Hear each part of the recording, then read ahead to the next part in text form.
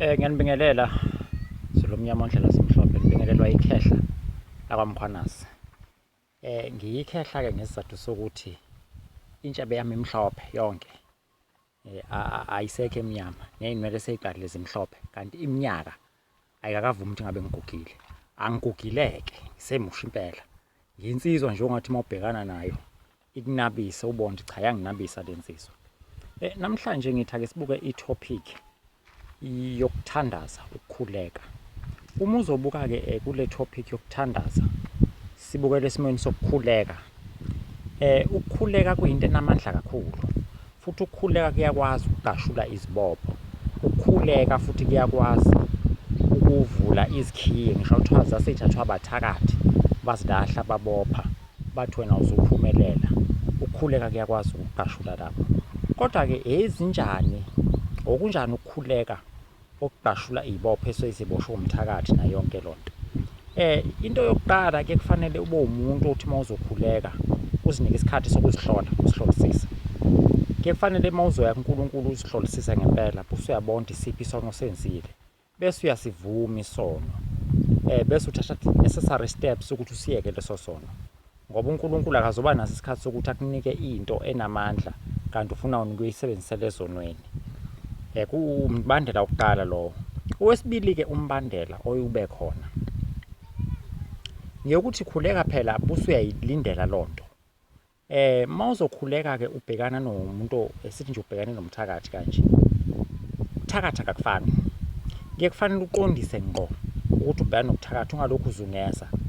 Uqondise nje ngokuthi nayo into esibhekene nayo, buse uyathandaza-ke ubhekisa qondanisa naloo nto. Uyulinde-ke uma uthandaza. Awuthandazi uwayele nje, uyathandaza ulinde ukuthi impendulo uzuyithola. Kuyenzeka-ke la ekuthandazeni impendulo uyithole ingabi impendulo ekugculisayo. Nakhona uyakwazi ukumsola uNkulunkulu uma unokusola, ilungelo lakho lelo. Kodwa-ke okwesithathu-ke bese kuba yilokho ukuthi ukuze ukwazi phela ukuba nekhiye zokuqashula la usathane abophe khona, kunalento yokuthi musa ukuzithandazela wena wedwa. Abantu abaningi banokuzithandazela bona bodwa, azithandazela ukuthi uyahlupheka.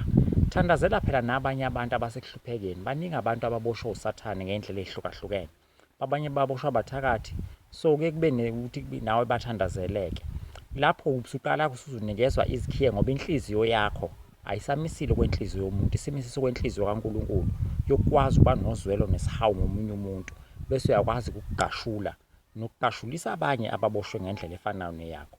Enye into engingayisho-ke ngokuthi uma uzothandaza ngempela, ufuna ukuthandaza ujule. Musa ukuthandaza uhlele endlini yakho le olala kuyona. Qala okhokho bethu nogogo bethu bebeba ney'guqo, kwaya-ke iy'guqo zaphela ngazi zaqedwa yini, abantu abasayi ey'guqweni. Ngeke ngithi-ke mina, thola intaba ozoyothandaza kuyo. Ube nentaba ozothandaza kuyo, uhlale ulinde. Nanokuzila ukudla kuyasebenza kakhulu, ukuthandaza kusebenza kakhulu uma uzila ukudla.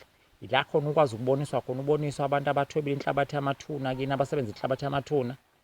Bathwebula abantu emathuneni, abantu asebethwetshulwe emathuneni bafakwe ey'gujini zabalozi, iy'gubhu zokusebenza imali nayo yonke loo nto. Uthi uma uthandaza utshele labo bantu ukuthi ababuyele emathuneni kuhlakazeke izinto zabathakathi, ngoba kuningi ubuthakathi obukhona. Ukwazi nokubona abantu abaloyayo nayo yonke loo nto. Loo nto kodwa into uyilindele, uyithandazele ngokulinda. Ube nesikhathi sokuzila ukudla, uthandaze izifike kuwe. Usugcwala ngalowo mandla-ke ukuthi cha, senginamandla okuthandaza kwenzeka ukuthi, nginamandla okuthandaza kwenzeka ukuthi. Uma uzoya lapha eBhayibhelini kunendawo ethi umuntu uma egula akabize amalungu ebandla amthandazela amgcobe ngamafutha. Uma uzobuka eBhayibhelini malikhulunywa ngamafutha okugcoba, ayathakwa. Kunezithako ey'fakwayo, kuyathakwa. So okuwukuthi uma uthandaza, thandaza phela kube khona into ozoyisebenzisa yokuthi ulwa nalento olwisana nayo, ngabe isifo noma ukuloya noma yini. Ngikushela kubantu bakhona-ke abathi bona umthandazo phaqa. Angizophawula ngibagxeke futhi noma ngibavumele, kuya ngawe, kuya ngokuthi unamandla angakanani ekuthandazeni, nanokuthi ukwazi kangakanani ukuzinika isineke. Bakhona-ke uma sesikhuluma ngokuzila ukudla, bakhona abazila ukudla iy'nsuku ey'ntathu, abanye 7, abanye 10, abanye bafika ku-21, qhubeka abanye bakwazi ukufika ku-40. Ngike ngakurekhomenda-ke mina ukufika ku-40 kumuntu ozace njengami. Ungaze ucishe udabula amafu, futhi kuyenzeka abanye bawadabula amafu. umuzi umzimba wakho usukutshela ukuthi engathi ukudabula amafu sekuseduze yeke ifasting ungazama ukuzibulala ngoba uzofa sikungcwabe busuba inhlekisa abantu usufile ngakho kuningi okwenzeka mawukhuleka kubalekile ukuthi ube nomuntu futhi ozokufundisa ngokukhuleka osevuthiwe kwezokukhuleka ozokufundisa busuyakwazi hayi thokozani ke sibeke lapho ke Zulu omnyama ondlela zimhlophe sibonge sithi khensile ngomfu Afrika.